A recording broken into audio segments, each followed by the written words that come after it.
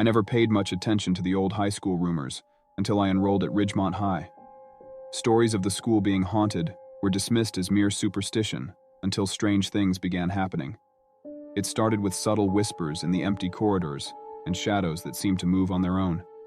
I tried to ignore them, but as the days passed, the whispers grew louder and the shadows more menacing. One day, during lunch break, I overheard a group of seniors talking about the school's dark past. They spoke of a student who had mysteriously disappeared years ago, never to be found. Rumor had it that the student had ventured into the abandoned basement of the school, a place long forgotten and off-limits to students. Some claim to have seen the missing student's ghost wandering the halls at night, searching for something or someone. Intrigued, I decided to investigate. That night, armed with only a flashlight, I ventured into the basement. The air was thick with dust and the silence was deafening. I explored the dimly lit corridors, my heart pounding in my chest. Suddenly, I heard a faint whisper coming from the darkness ahead. I hesitated for a moment, then summoned the courage to continue. As I approached the source of the whisper, I saw a figure standing in the shadows. It was the missing student, or what appeared to be a ghostly apparition of them. I could feel my blood run cold as I realized that the rumors were true. The ghost beckoned me closer, and against my better judgment, I complied.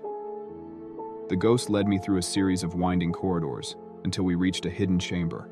Inside, I saw a scene that chilled me to the core. There, lying on the floor, was the missing student's body, surrounded by strange symbols and candles. It was then that I realized the horrifying truth. The student had been the victim of a dark ritual, sacrificed in the name of some ancient evil. Before I could react, the ghostly figure spoke to me, revealing that it was trapped in the school, unable to move on until its unfinished business was resolved. It begged me to help it find peace, to uncover the truth behind its death, and bring the ones responsible to justice. Filled with a sense of duty, I vowed to help the ghost. Together, we unraveled the mystery of the student's death, exposing a secret society within the school that practiced dark magic. With the help of the authorities, we were able to bring the culprits to justice and lay the ghost to rest. In the end, the school was finally free of its haunted past, and I was hailed as a hero. But deep down, I knew that the experience had changed me forever. I had come face to face with true evil, and it had left its mark on my soul. As I walked away from Ridgemont High for the last time, I couldn't shake the feeling that the shadows were still watching, waiting for their next victim. Months passed, and life seemed to return to normal.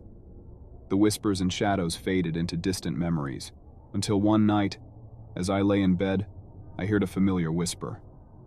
I sat up, heart pounding, and looked around the dark room. That's when I saw it, a shadow, darker than the rest, standing in the corner.